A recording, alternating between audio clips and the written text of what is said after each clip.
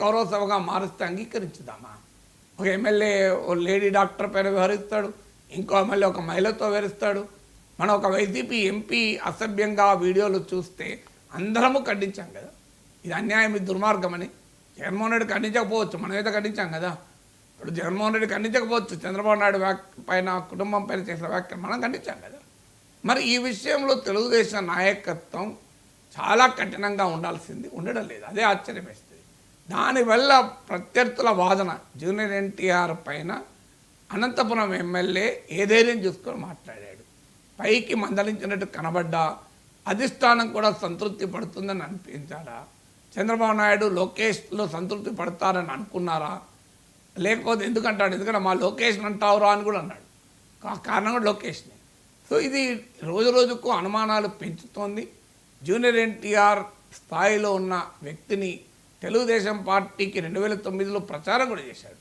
అంటే రాష్ట్రంలో ఎవడైనా తెలుగుదేశం పార్టీకి అండగా ఉండాలి, ఉండకపోతే మేము ఏమైనా తిడతాం. కానీ ఈ సంస్కృతి ఎక్కడి దాకా పోతుంది అనేది నా క్వశ్చన్. ఈ సంస్కృతి అంగీకరిస్తామా? మీరు ఏమైనా ఒక అభిప్రాయం ఉంటే దాన్ని ఖండించండి. నాగేశ్వరరావు అభిప్రాయం చెప్తాడు, ఖండించండి, తప్పని చెప్పండి, అభ్యంతరం లేదు. కానీ తెలుగుదేశం అనుకూల విశ్లేషకుడు వీడియో పెట్టాడు, నాగేశ్వరను కాలి చెప్పులతో కొట్టే రోజులు వస్తాయి. ఇది ఎక్కడ సంస్కారం అండి? నేను లోకేష్ పంపించాను కూడా, విల్ చెక్ అని మెసేజ్ పెట్టాడు. కానీ ఇప్పటికీ ఒక తమ్నేల్ మార్చాడు, నేను అపోజ్ చేశాక. బుద్ధి మార్చుకో అని తమ్నేల్ మార్చారు. అసలు చెప్పులతో కొట్టే అధికారం మీకు ఎవరిచ్చారండి? నేను తప్పు చేస్తే కేసు పెట్టండి. నేను ఒకవేళ విశ్లేషణలో తప్పుగా మాట్లాడాను అనుకుందాను, నా మీద మీరు కేసు పెట్టండి. ఎంతోమంది మీద పెట్టారు కదా, నా మీద కూడా పెట్టండి. నేను తప్పు ఉంటే I'm ready to face the law. కానీ మీరు చెప్పుతో కొట్టే మీరెవరండి చెప్పుతో కొట్టడానికి? అంటే మీరు నేను పోనీ మరి నేనేమైనా ప్రతి మా సందర్భంలోనూ ఒకే రకంగా మాట్లాడుతున్న లేదు. అమరావతి పైన ఇక్కడే చర్చ వస్తే జగన్మోహన్ రెడ్డిని తీవ్రంగా ప్రశ్నించాను కదా. అమరావతిపై ఎందుకు ఈ అక్కసన వీడియో ఉంది చూడండి, 45,000 మంది చూశారు ఇప్పటికీ.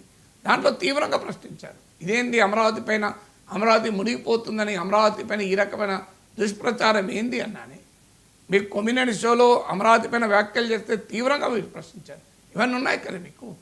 అంటే ప్రతి సందర్భంలోనూ మీ సేవలోనే తరించాలి, లేకపోతే మేము నాగేశ్వరరావు జూనియర్ ఎన్టీఆర్ని అన్న తర్వాత నాకు అనిపించింది, ఈ జూనియర్ ఎన్టీఆర్ని ఇంత మాట అంటే నందమూరి తారక రామారావు కోడలపైనే ఇలాంటి అర్థమచ్చేలా నీచంగా మాట్లాడితే, నందమూరి తారక రామారావు మనమనిపైనే ఇంత అరాచకంగా మాట్లాడిన అతనిపైన ఏ చర్య లేకపోతే ఇక నాగేశ్వర్ అన్నపైన ఏం చర్యలు ఉంటాయి? So I got confidence. ఇక అందువల్ల తప్పనిసరిగా తెలుగుదేశం తప్పు చేస్తుంది. జూనియర్ ఎన్టీఆర్కు బహిరంగంగానే పార్టీ క్షమాపణ చెప్పాలి.